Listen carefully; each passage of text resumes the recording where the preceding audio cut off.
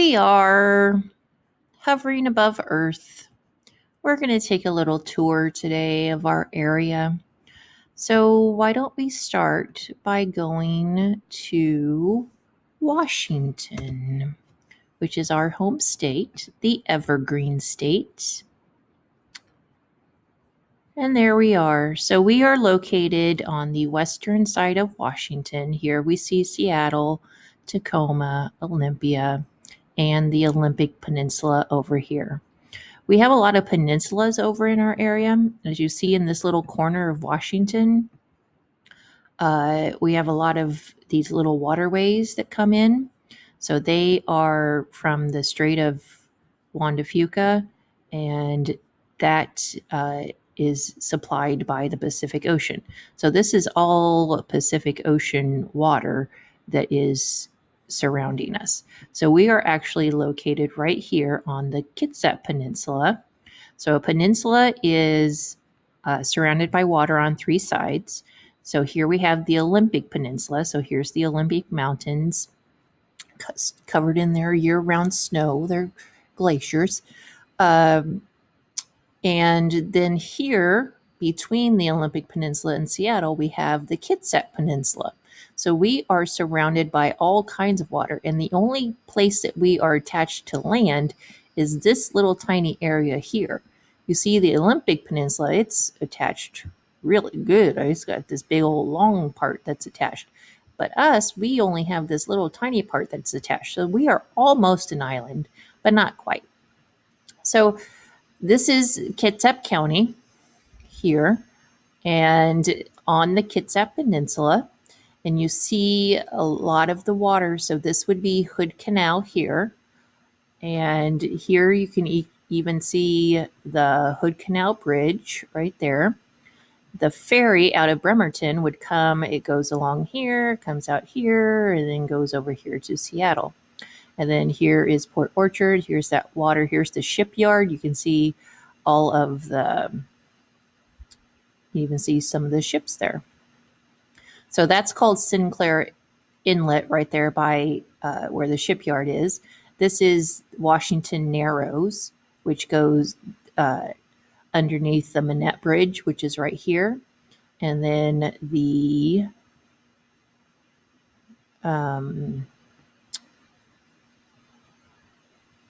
looking for the that's the Warren Avenue Bridge.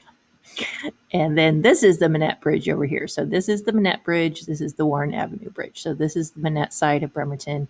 This is the downtown part of Bremerton. And so that means that we at Kitsap Lake are going to be located over here. And look at that. There is the actual lake of Kitsap Lake. So on the Washington Narrows, that goes into Dyes Inlet, which is a pretty big body of water. And that's the one that's right next to Silverdale. And then Chico is part of that as well. So it's all along the Chico area, all along the Tracyton area, and the Rocky Point area. That's all Dyes Inlet. Then, of course, when you have these little smaller outcroppings, those always have a name as well. So you see here, this is going to be called, this is Chico Bay right here. We've got Oyster Bay is over here somewhere too. There's Ostrich Bay.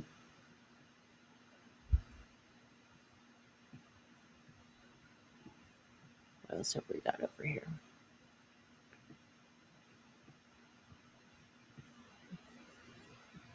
Trying to pick up some Mud Bay. So you can see all kinds of little offshoots there. Now let's focus in here on Kitsap Lake. So here is the actual lake, Kitsap Lake. If we zoom in a little bit there's Nad Park. That's the one with the airplane. And look at that. There's Kitsap Lake Elementary School. So that's where we should be. Here's our portable. There it is. And this is back when, before the garden was completely overcome with weeds and stuff in the walking area, and we actually had some tan bark there. Those were good days. So obviously this is not a school day because the parking lot's empty and there's nobody out on the playground or anything. So it might have been like in the summer or on a weekend or after school. Some of you may even live over here by the lake. We normally, in a regular school year, we would walk over to the lake a couple times. So what we do is we leave, we'd go across the street there at the crosswalk. We walk down this block. We go into the dockside neighborhood, down that big hill. I don't like walking up that big hill. And then we walk over here. Whoopsie. And then there's a secret pathway right there that you can walk through. It's public. It's no, we're not walking through people's yards. And so we walk through there, and then we end up at Kitsap Lake Park, which is where the boat launch is, and they've got some tables and such there. So let's take a look at what that looks like.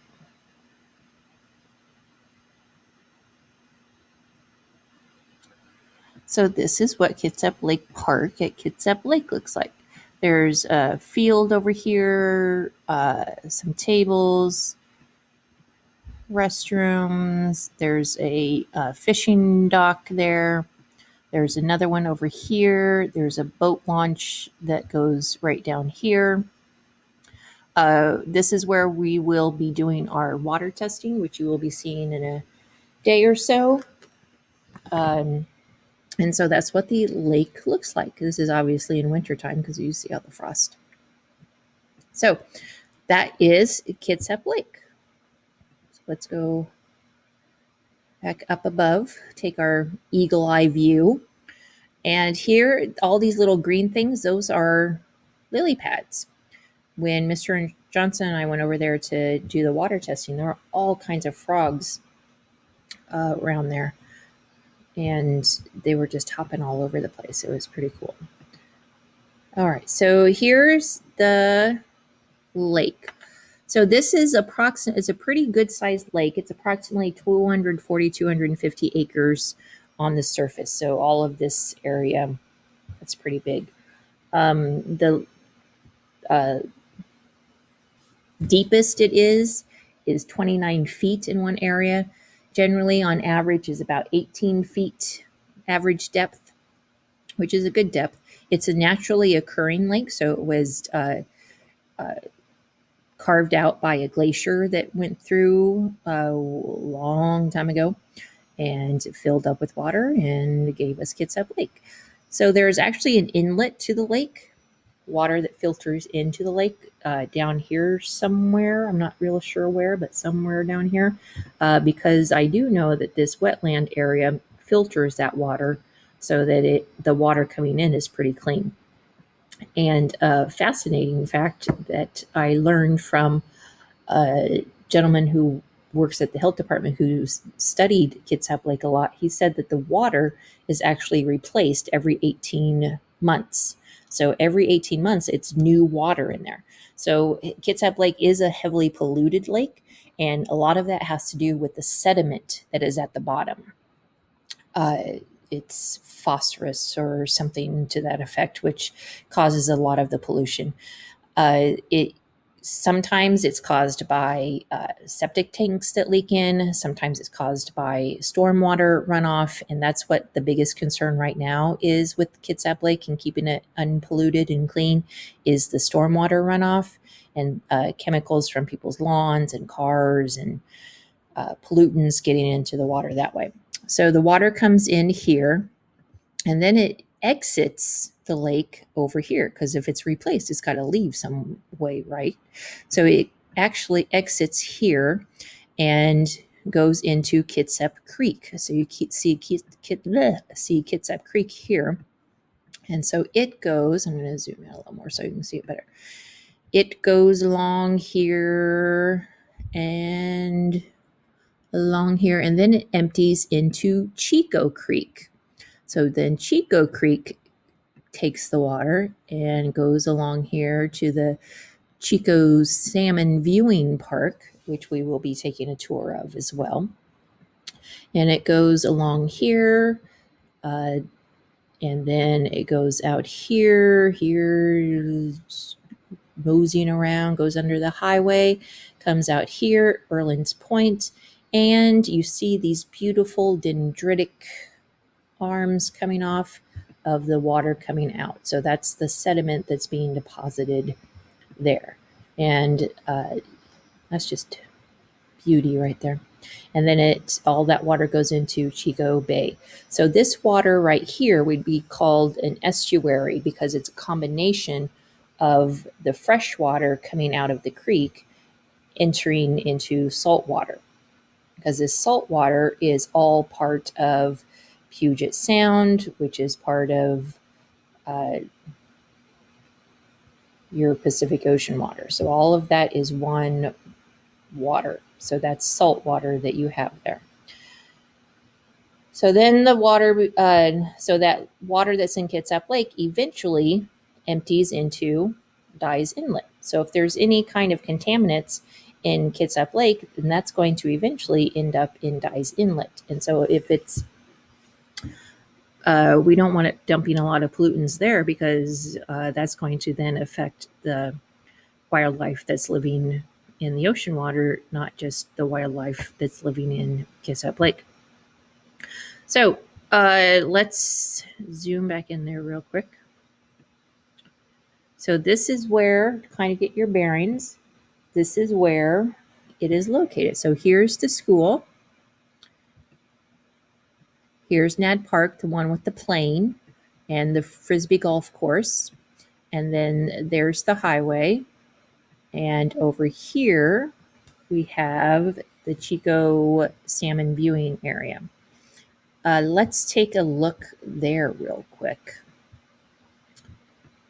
because they have been doing a lot of work there. They actually took out storm drains that were there, and it is just gorgeous now. This is going to be an old picture though. So here is the salmon viewing area. So if you go back here, that's where the water is, and that's where we would release our salmon that we grow in the classroom. And I'm hoping to be able to do that again this year, to grow them, and then we can keep an eye on them virtually or in person. And let's see if we can get a peek of what it used to look like. Oh,